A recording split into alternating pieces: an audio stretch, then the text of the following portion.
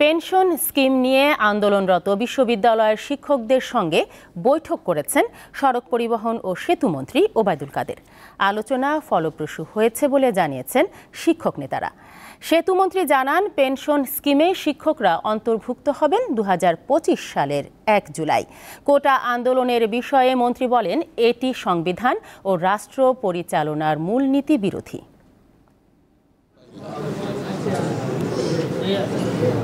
সর্বজনীন পেনশনের প্রত্যয় স্কিম বাতিল সহ 3 দফা দাবিতে অনির্দিষ্টকালের কর্মবিরতি পালন করছেন দেশের সব পাবলিক বিশ্ববিদ্যালয়ের শিক্ষকরা। তারা বলছেন, এই স্কিম বাস্তবায়িত হলে শিক্ষকরা ক্ষতিগ্রস্ত হবেন। এই পরিস্থিতিতে শনিবার রাজধানীর ধানমন্ডিতে আওয়ামী লীগ সভাপতির রাজনৈতিক কার্যালয়ে আন্দোলনরত শিক্ষকদের সঙ্গে বৈঠক করেন সড়ক পরিবহন ও সেতু মন্ত্রী ওবায়দুল কাদের।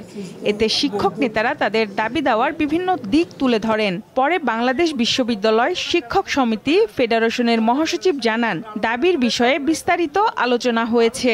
আমাদের 3 দফা দাবি, সেটা দাবি নিয়ে আলোচনা হয়েছে। তো আমরা সেটা আমাদের শিক্ষক সমিতি যেহেতু ফেডারেশন আছে, ফেডারেশন নিয়ে কথা বলে তারপর আপনাদের সাথে আমরা কথা বলব। এ বিষয়ে সড়ক পরিবহন ও সেতুমন্ত্রী জানান, পেনশন স্কিম কার্যকর হবে আগামী বছর। সর্বজনীন পেনশন স্কিমের আওতায় সরকারি, স্বায়ত্তশাসিত সকল প্রতিষ্ঠান অন্তর্ভুক্ত হবে 2025 সালের 1 জুলাই। সরকারি চাকরিতে কোটা সংস্কার আন্দোলন নিয়েও কথা বলেন ওবায়দুল কাদের। কোটা বিরোধী আন্দোলনকারীদের দাবিও অনেক বক্তব্য আমাদের সংবিধানের রাষ্ট্র পরিচালনার